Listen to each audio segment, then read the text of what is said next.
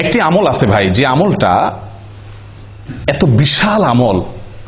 বিশাল আমল যে কয়েক মিনিটে আপনি হাজার হাজার বছরের রোজা রাখা, নফল সিয়াম পালন করা, হাজার বছর নফল সালাত পড়া, নফল নামাজ পড়া সওয়াব কয়েক মিনিট আপনি অর্জন করতে পারবেন। বলবো পদ্ধতিটা? সুবহানাল্লাহ। নবী সাল্লাল্লাহু আলাইহি ওয়াসাল্লাম বলেন, মান গাসসালা ইয়াউমাল জুমআতি ওয়াক্তাসাল ওয়া বাক্কারা ওয়াবতাকার ওয়া মাশা ওয়া লাম ইয়ারকাব ওয়া দানা মিনাল ইমামি ফাস্তামা ওয়া লাম ইয়ালগু। যে ব্যক্তি 5টা কাজ করবে জুমার দিনে, শুক্রবার দিনে যে ব্যক্তি কয়টা কাজ করবে? 5টা কাজ। আসলে কাজ একটা, 5টা শর্ত পূরণ করে একটি কাজ করবে, সে ব্যক্তির জন্য আল্লাহ সুবহানাহু ওয়া তাআলা কি রাখছেন বিনিময়ে? ফালাহু কান আলাহু আজ আমালু সানাতিন, তার জন্য 1 বছর আমল করার সওয়াব আল্লাহ তাআলা দিবেন। কান আলাহু বিকুল্লি খতওয়াতিন, প্রতি পদে প্রতি কদমে 1 বছরের আমলের সওয়াব। 1 বছরের কি আমলের সওয়াব সেটাও হাদিসে বলা হয়েছে, সিয়ামুহা ওয়া কিয়ামুহা আও কামা ক্বাল। 1 বছর নফল সিয়াম রাখলে, 1 বছর নফল নামাজ পড়লে যে সওয়াব হবে, 1 বছর 365টা নফল রোজা, 1 বছর তো 365 রাখাও যায় না, এই 1 বছরের নফল রোজা এবং 1 বছরের নফল নামাজের সওয়াব পাওয়া যাবে প্রতি কদমে।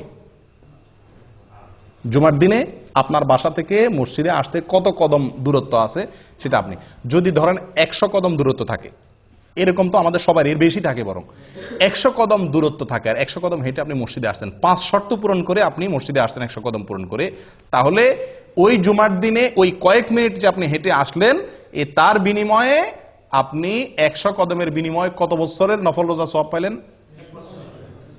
100 কদমের বিনিময়ে 100 বছর, 100 বছর নফল রোজা, 100 বছর নফল সালাতের সওয়াব পাইলেন ওই কয়েক মিনিটে। একটু চিন্তা করে দেখেন, 1 জুমা যদি এরকম হয়, 4 জুমা মাসে, 5 জুমা মাসে হয়, তাহলে আপনি 1000 বছরের আমলের সওয়াব তো শুধুমাত্র 1 মাসে আপনি কামাই করতে পারেন, এভাবে সারা জীবন। চিন্তা করে দেখেন কত বিপুল আমল করা সম্ভব এই একটি আমলের প্রতি লক্ষ্য করতে পারলে। আমলটা কি? জুমার দিনে গোসল করা সুন্দর করে, আগে মসজিদে আসা, আগে উঠা এবং মসজিদে আগে আসা। 3 নম্বর হলো পায়ে হেঁটে মসজিদে যাওয়া, গাড়িতে বা বাহনে না চড়া, একান্ত অসুবিধা না থাকলে পায়ে হেঁটে যাওয়া। 4 নম্বর হলো ইমামের কাছাকাছি চলে যাওয়া, দূরে না বসা, সামনাসামনি বসা, কাছাকাছি বসা। 5 নম্বর হলো মনোযোগ দিয়ে খুতবা শোনা, কোনো অনর্থক কথাবার্তা না বলা। কয়টা শর্ত? 5টা শর্ত। গোসল করা, আগে আসা, পায়ে হেঁটে আসা, ইমামের কাছাকাছি বসা, মনোযোগ দিয়ে খুতবা শোনা, কোনো কথাবার্তা না বলা। এই 5 শর্ত যদি পূরণ করে কি আসে, তাহলে প্রতি কদমের বিনিময়ে 1 বছরের নফল সালাত, নফল সিয়ামের সওয়াব পাওয়া যাবে। প্রিয় ভাইরা, মুহাদ্দিসিন ইকরামরা বলেন, হাদিস বিশারদ অনেক উলামা ইকরাম বলেন, যত হাদিস আসছে সওয়াবের কথা, এটাতে এই সওয়াব, এটাতে অনেক হাদিস আসছে না, শত হাজার হাদিস বর্ণিত হয়েছে। এই হাজার হাদিসের ভিতরে একটি হাদিসে পাওয়া যায় না এত অতিরিক্ত বিপুল পরিমাণ সওয়াব সংগ্রহের সুযোগ আছে যেটা এই হাদিসের মধ্যে আছে। আমি কি বুঝাতে পারছি? কত বিশাল সুযোগ বলেন। আফসোসের বিষয়, শুক্রবারে আমাদের ডিউটি নাই, এই জন্য আমরা অনেকে ঘুম থেকে উঠি বরং আরো দেরিতে, ফজর ওই দিন বরং পড়াই হয় না মসজিদে অনেকের।